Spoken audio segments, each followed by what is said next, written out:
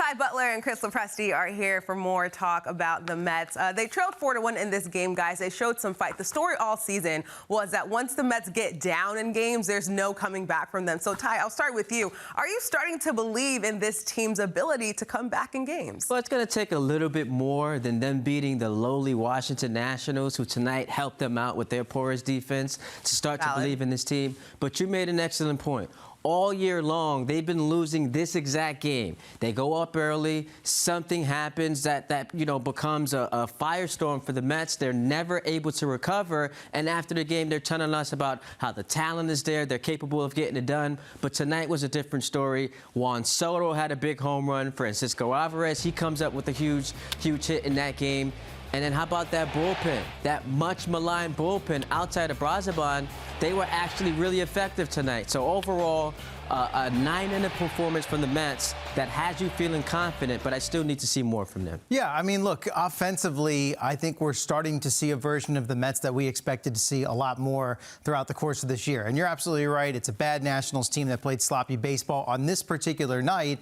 But in this month of September, Soto's going, Alonso's going, Lindor's swinging the bat well. You see contributions from Alvarez here. He's played through a myriad of injuries. And I just think the lengthening of the lineup and different contributions up and down makes a big difference. So if you do get down early in the game, especially when you got young pitchers that are kind of learning on the go here in their first big league experience, this is a veteran lineup with a lot of high-paid stars, and when you have guys that feel like they're swinging the bat pretty well, you can get answers in a lot of different instances throughout the course of the game. You don't feel like it's such an uphill climb despite some of the struggles the pitching has gone through. So I am starting to have more belief that even if they do face an early deficit, they have the power and the ability in that lineup to come back in these They're going to have to at this point in the season, as you know, CeeLo. Let's talk more about Juan Soto, who set a new career high with his 42nd home run, a 3-run shot that helped the Mets run away with the game. CeeLo, is this the most under-the-radar elite season that we have seen from an athlete in New York? I mean, I guess it's up there just because of all the expectations and all the hoopla that surrounded Juan Soto and the free agency and him spurning the Yankees to turn around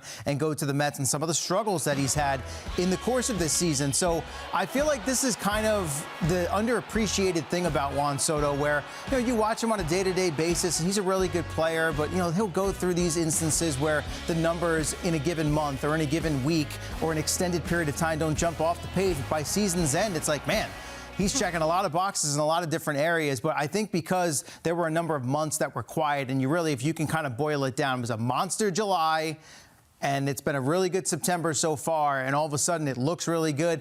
Carlos Beltran, some underappreciated years with the Mets, maybe even A-Rod with the Yankees, where you felt like people were just expecting more because of the contract. Soto falls into that same category, but with the way he's finishing the season, he's answering a lot of those questions we had earlier in the year. For sure. Here's the deal. Happy is the head that wears the crown. We understand this. He doesn't have to be the captain or have to be labeled the leader. He is the highest paid player in baseball history. Or highest paid position player in baseball history. So with that comes a lot of pressure. When the Mets were excelling earlier in the year, wasn't performing well. Once he started hitting, they could not win any of these games. So for Juan Soto, he was checking a lot of boxes individually, but as far as the team success came, he was not able to get them over the hump, and I think that's the reason why people haven't appreciated it. He can do all that he wants to do at the place, for his individual success, but if it's not leading to wins, then people aren't really going to care about it, especially here in New York. Because our expectations were just so high. But in other news, guys, before the game, Carlos Mendoza said Kodai Senga's return to the big leagues is still up in the air after he struggled again in a AAA rehab start on Thursday. He will face live hitters in some capacity next week. But Ty, is it a little too late? Yes, absolutely. Listen, he got sent down on September 5th. That was the moment where I said, this is over. And nothing but respect for Kodai Senga, who in the first half of the season prior to that injury was excellent.